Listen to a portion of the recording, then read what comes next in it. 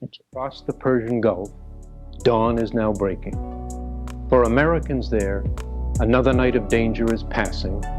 Another day of combat begins. In the skies over Iraq, aboard the ships in the Gulf, on the sands of Arabia, they're Americans, not Republicans or Democrats, but Americans who've answered their country's call. Before the war began, we debated openly, as democracy demands. We agreed that Iraq's aggression was brutal and illegal, and that Iraq must leave Kuwait, by force if necessary. The difference was not in the goals, but in the means, whether force should be used immediately or only as a last resort if other means fail. No one will ever know if that other course would have worked. Now that war has begun, we'll work to see that it's swift and decisive, with the least possible loss of life. Our hearts go out to the prisoners of war who've endured brutality and exploitation. We honor their bravery. We care for their families. We warn their captors. They'll pay a heavy price for mistreating our men. There's nothing a democratic society can do that's more difficult than to ask a few to risk everything in behalf of the many who risk nothing. We've done that. Our troops deserve our full support. They have mine and that of the Congress. Our support will not end when the fighting ends. Those who risk their lives in our behalf and their families must know that a grateful nation cares about them, not just during, but also after the war. And then, when the war's over, there's one lesson we must never forget. The dictator we help today may turn his weapons on us tomorrow. For 10 years, U.S. policy favored Iraq. We can't repeat that kind of mistake. Out of the tragedy of war, we seek a world where the force of law is more powerful than the force of arms. We seek a world where justice and human rights are respected everywhere. Students massacred in China, priests murdered in Central America, demonstrators gunned down in Lithuania. These acts of violence are as wrong as Iraqi soldiers killing civilians. We cannot oppose repression in one place and overlook it in another. We seek a world where the burdens of freedom are shared by all who enjoy its benefits. For half a century, from the Berlin airlift to the Persian Gulf, America has done its part. Those allies who prospered behind the shield of a common defense must contribute their fair share. They're not doing it yet. It's time they did. One nation, Israel, has done much by its brave refusal to be provoked. This crisis has given us powerful new proof of the importance of Israel's friendship. But as critical as the Gulf conflict is, the other business of the nation won't wait. The president says he seeks a new world order. We ask him to join us in putting our own house in order. We have a crisis abroad, but we also have a crisis here at home. We're in a recession. More than 1 million Americans who had jobs last year are out of work today. Bankruptcies are rising. The banking system is in trouble. People are worried about their economic future. We can meet this crisis by providing for the well-being of the American family. That's our strength. Working families, the men and women who toil in industry, tend farms, work computers, run small businesses, the children and students who are the future. They're the true measure of our national vitality. In just 2 weeks, this war has shown us the enormous potential of our people and of our technology. We've combined superior equipment with concentrated training, high skill with great courage to do the work of war. Now we should apply our talent and technology to the work of peace.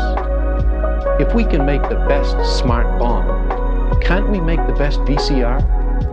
If we can build a high-speed Patriot missile, can't we build a high-speed train? I believe we can. Our first priority must be economic growth. A skilled and dedicated workforce, modern equipment, and innovation are essential to a rising standard of living. And economic growth solves many problems. The old saying is true: the best social program is a good job. The first step to growth is a sensible energy policy. We should have learned the lessons of the 2 oil price shocks of the 70s, but we didn't. For 10 years, we've had no energy policy. We've just relied on imported oil. We must change that. We need a new energy program which encourages conservation, promotes the use of alternative fuels, and reduces our dependence on imported oil. We're outraged by the environmental disaster in the Persian Gulf, but there's a broader threat to the global environment. We must combat pollution before it makes much of the earth unfit for life. We must strengthen the banking system now, before it's a full national crisis, not after. Last year, the Senate passed a good bill to limit spending in political campaigns and eliminate political action committees. We're going to pass it again this year and push until it becomes law. We want a better society, not just for our returning servicemen and women, but for their children and all children. We owe them not just a safer world, but safer streets at home. So we'll put the emphasis and the resources where they belong, at the state and local level.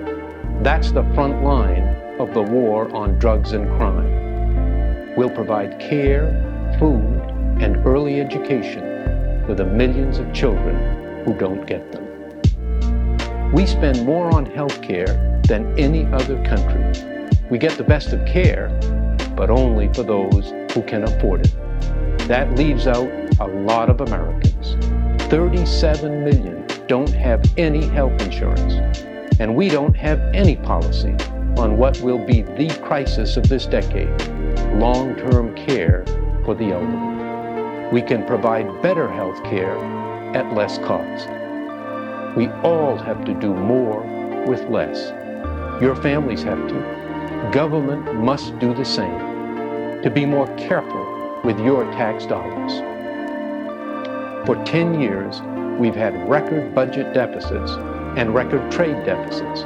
We've lost a lot of American jobs. We've got to bring the deficits down and the jobs home. The president's way to do that is to give huge tax cuts to those with incomes over $200,000 a year. We disagree. It's working men and women, the middle class, whose taxes should be cut. They're already bearing most of the tax burden. They're also bearing the burden of war. Not many kids whose families earn more than $200,000 a year volunteer to join the Army. It's mostly the children of working people, the middle class and the poor, who do the fighting and the dying. Their families shouldn't have to bear all the burdens.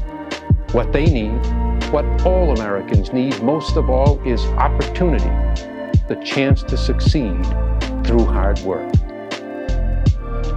Before I entered the Senate, I served as a federal judge. It's a position of great power, but what I enjoyed most was presiding at citizenship ceremonies. People who'd come from all over the world gathered before me in a federal courtroom. There, in the final act, I administered to them the oath of allegiance to the United States, and they became Americans. After every ceremony, I spoke personally with each new American. I asked them how and why they came. Their stories were inspiring, their devotion to America moving. Their answers were different, but through them ran a common theme, best expressed by a young man who said in halting English, "I came because here in America, everyone has a chance." He summed up America in one sentence: here, everyone has a chance.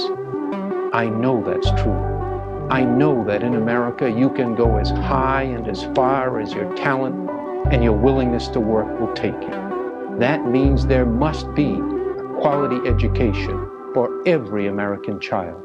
There must be jobs, fairness in the workplace, with no discrimination, with equal rights and economic independence for women. No guarantees for anyone, but an equal chance to succeed for everyone. So tonight, as we take stock of our country, we acknowledge our good fortune to be Americans, citizens of the most free, the most open, the most just society in human history, even as we recognize that there remain wrongs to be righted. But most of all, we think of our grave responsibility to 500,000 of our fellow citizens who bear the burden of battle, to support them now and to respect them when they return.